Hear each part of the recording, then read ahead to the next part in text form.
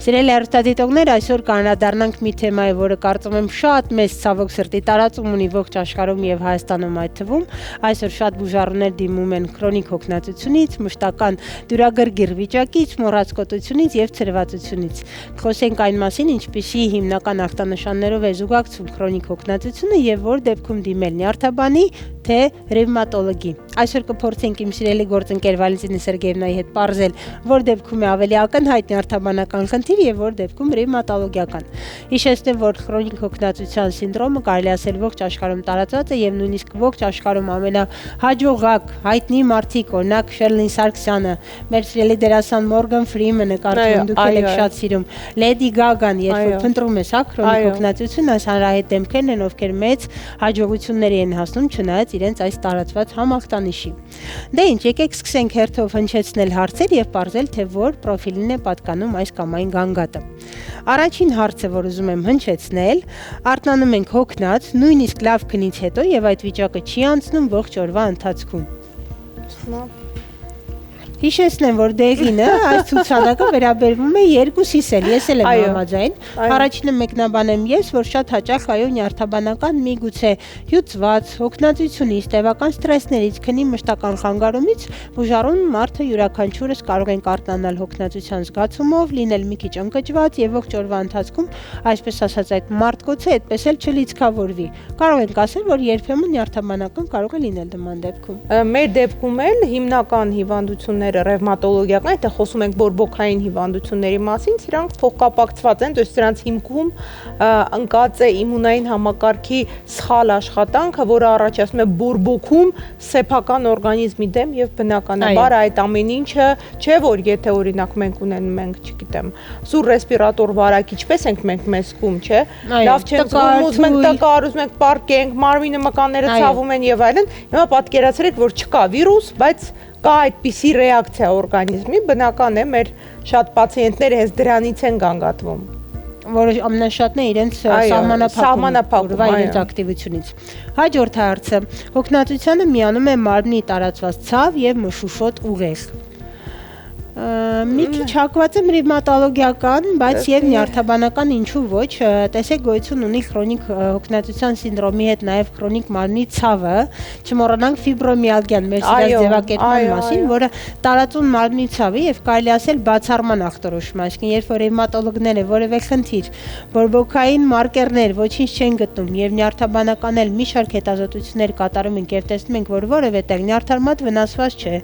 կարծես թե ոչ մի ճողված կամ կանահոդային պատճառ չկա, բայց մարդ շարունակում է ունենալ մարմնի ցավ։ Այս դեպքում կարող ենք ասել, որ երկուստեք կարևոր է նաև ճշտել որևէ դեֆիցիտ, կլինի վիտամինային, առօրյա սխալ վարքագիծ, քնի ռեժիմ եւ առհասարակ տևական սթրես կա թե ոչ, եւ սկսել բուժել ավելի շատ սիմպտոմատիկ ու չփնտրել ինչ-որ օրգանական խնդիր։ Եթե թույլ կտակ հավելեմ, ես ինչու չքվեարկեցի, որովհետեւ մշուշոտ ուղեղը դա ռևմատոլոգի համար բավականին անհանգստացնող գանգատ է, որտեղ մենք գիտենք, որ հատկապես աուտոիմուն ռևմատիկ հիվանդությունների ժամանակ գլխուղեղի ախտահարումը ինքը ահեղ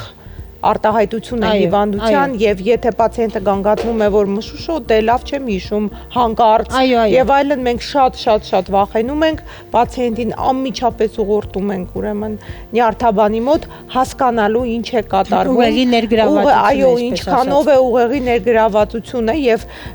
իհարկե կարող է լինել ռևմատոլոգիական հիվանդությունների ժամանակ, բայց սրանք վատ ընթացքի լավ կլինի, որ ռևմատիկ հիվանդություն նյարդաբանականից, այսպես ասած։ Հասկացանք, եթե կա ուղեղում մշուշ եւ առաջին այդ ուշադրության կենտրոնացման խնդիր, ավելի լավ է առաջինը դիմել նյարդաբանի։ Անցանք առաջ, առավոտյան հոդերի կարկամություն, հատկապես մատներում կամ ծնկներում։ Համաձայն եմ, մեկնաբանեք խնդրեմ։ Իհարկե մենք այստեղ նորից կխոսենք մեր հաճախ հանդիպող հիվանդություններից մեկի մասին, ռևմատոիդ արտրիտի մասին, որի ժամանակ կլինիկական դրսևորումների այցեքարտը դա դաստակների եւ ոտնաթաթերի մատերի բորբոքումն է եւ ցավոտությունն է, կարկամությունն է առավոտյան ժամն, այսինքն եթե պացիենտը գալիս է եւ ասում է առավոտյան վաղորդյան կարկամություն ունեմ, մատներս դժվար եմ շարժում, բաժակը ցավից այդ կարկամությունից բաժակը չեմ կարող սուրճի վերցնել, գնում եմ աշխատանքի, չեմ կարողանում այդ մկնիկը համակարգչի հետ աշխատել եւ 1-2 ժամ պետք է անցնի, որ այդ կարկամությունը անցնի, դա արդեն շատ բնորոշ է հենց ռևմատոլոգիական հիվանդություններին, որին սովորաբար այդ քրոնիկ հոգնածություն ուղեկցում է։ Անպայման իհարկե։ Շնորհակալ եմ շատ, անցանք առաջ, երբ կա քրոնիկ հոգնածության զգացում եւ զուգակցում աչքերի կամ բերանի չորությամբ։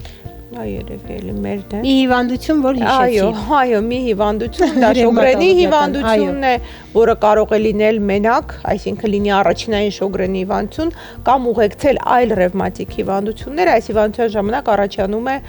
արտազատիչ կամ այն ինչպես մենք կոչում ենք էկզոկրին գեղձերի, այո, աուտոիմուն բորբոքում, այսինքն դրանք որոնք են թքագեղձերը, արցունքագեղձերը, քրտնագեղձերը եւ այլն, եւ առաջանում է այդ գեղձերի կողմից իրենց արտադրուկի նվազում, այսինքն Կարճ արագ հարց Վալենտինա Սերգեևնա, ոնց են նկատում ամենաառաջի տարբերակիչը, որ հասկանանք դա պաթոլոգիկ է, թուք չի արտադրվում, անընդհատ ջուր է խմում բուժարուն։ Անընդհատ ջուր է խմում բերան։ Իհարկե դուք էլ կփաստեք, որ բերանի չորությունը ինքը շատ լայն լայն սիմպտոմ է եւ այն կարող է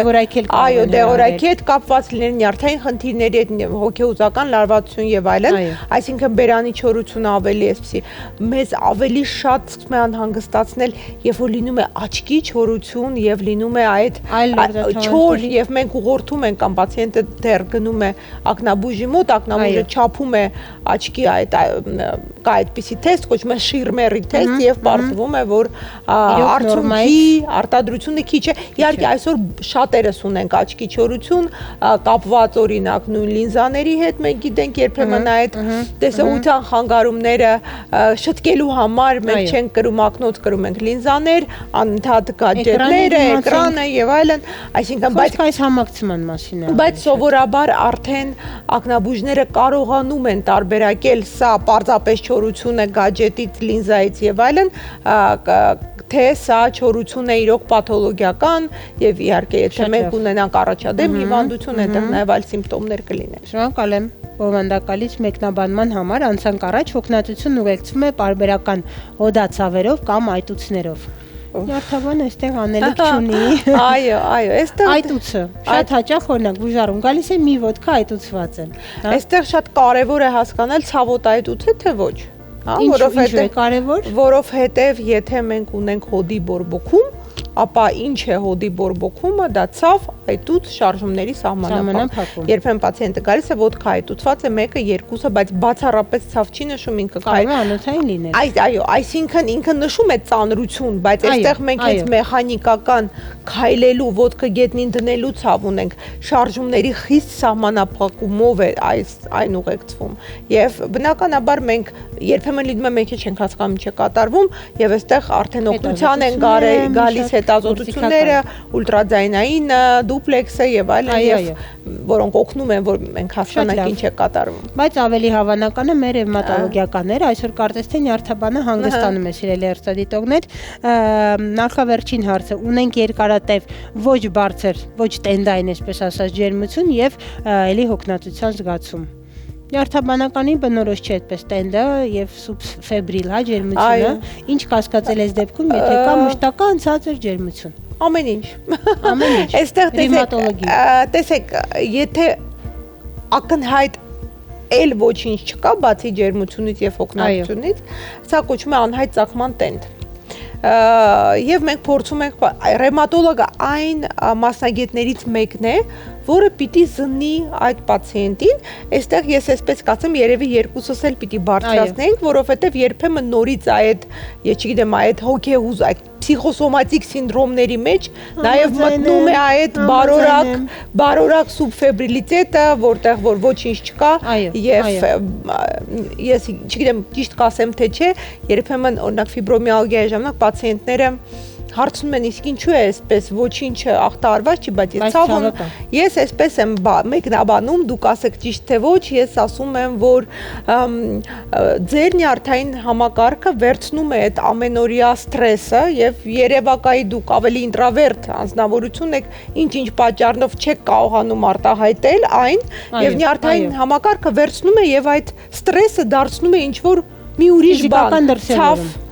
ջերմություն եւ այլն։ Համաձայն եմ։ Հա, համաձայն եք, ճիշտ է։ Նույնքերպ ես եմ մեկնաբանում սիրելի հեռուստադիտողներ, որ շատ հաճախ երբ մենք շատ բաներ, պահանջմունքներ,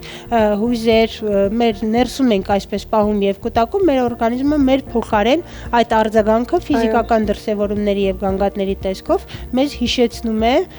բողոքում է, այսպես ասած, բողոք է հայտնում, որպեսզի մենք ավելի հետեւական անչալուրջ լինենք եւ իհարկե չարհամարենք մեր օրգանիզմի պահանջմունքները եւ վերջապես վերջին հարցը հոգնածություն, որին զուգակցում է նաեւ հիշողության վատացում։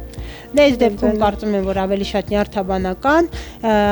հետաքրքիրն ինչ է, որ բոլոր տագնապային խանգարումների, դեպրեսիվ, նույնիսկ